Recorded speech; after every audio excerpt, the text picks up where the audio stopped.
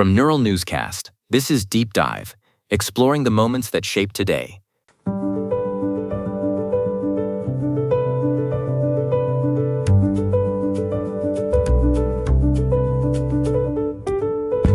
Welcome to Deep Dive from Neural Newscast. I am Benjamin Roth.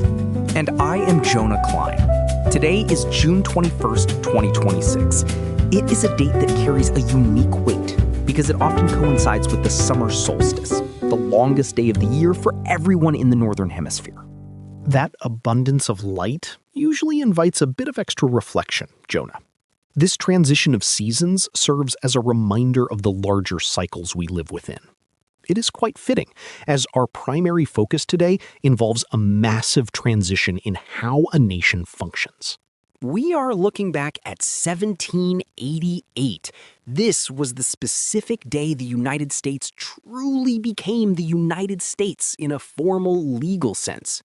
On June 21st, 1788, New Hampshire became the 9th state to ratify the United States Constitution. While that might sound like a minor legislative detail, it was actually the magic number. Article VII required 9 of the 13 states to ratify the document for it to officially take effect. It is remarkable to consider that before this moment, the country operated under the Articles of Confederation. Those were notoriously weak and left the government unable to even tax effectively. When New Hampshire signed on, the federal system moved from being a theoretical idea to the law of the land. The stakes were immense. There was a fierce intellectual struggle between the Federalists, who wanted a strong central government, and the Anti-Federalists, who feared that centralization. New Hampshire's decision finally tipped the scales, allowing the government we recognize today to begin its work. It is a clear example of how one state's vote can shift the trajectory of global history. If they had declined, the map of North America might look entirely different today. Speaking of fundamental shifts in how we view the world, we have to recognize Jean-Paul Sartre. He was born on this day in 1905. His work in philosophy was just as foundational as a legal document, though he focused his lens on the individual. Sartre is the defining figure of existentialism. If you have ever felt a sense of vertigo regarding your own freedom or the pressure to define your own purpose, you are essentially walking in the footsteps of the philosophers Benjamin studies so closely. He championed the idea that existence precedes essence. We are not born with a pre-packaged purpose. We create it through our own choices. Works like Being and Nothingness weren't just academic exercises. They were calls to radical personal responsibility. He lived that philosophy quite literally. He famously turned down the Nobel Prize for Literature in 1964 because he refused to be institutionalized or used by the establishment. It was a bold stance, even for a thinker of his stature. That commitment to independence is a legacy in itself. Moving from the independence of the mind to the heavy requirements of a crown, June 21st is also the birthday of Prince William, born in 1982. That is right, Benjamin. The prince is in a truly unique position.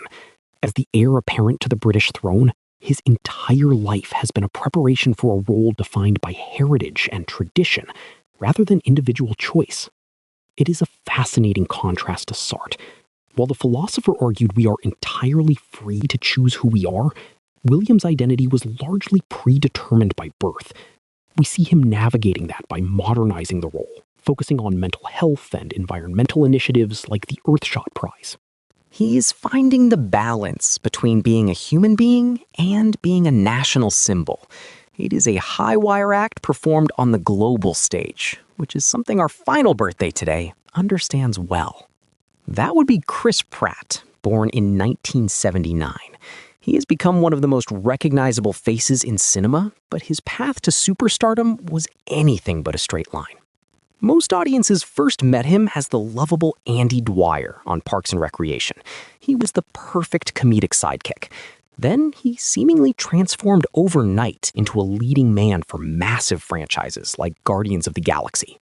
It is impressive how he bridged the gap between everyday relatability and the larger-than-life hero archetype. He brings a specific cultural fluency to those big roles. He feels accessible, like someone you could grab a coffee with, even when he is leading a summer blockbuster. It's a very modern version of celebrity. From the legal foundations of a republic to the existential questions of the soul and the reach of modern fame, June 21st covers a vast amount of ground.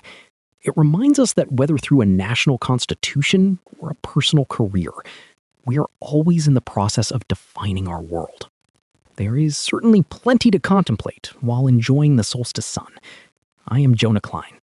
And I am Benjamin Roth. You can find more at deepdive.neuralnewscast.com. Deep Dive is AI-assisted, human-reviewed. Explore history every day on Neural Newscast. This has been Deep Dive on Neural Newscast, exploring the moments that shape today.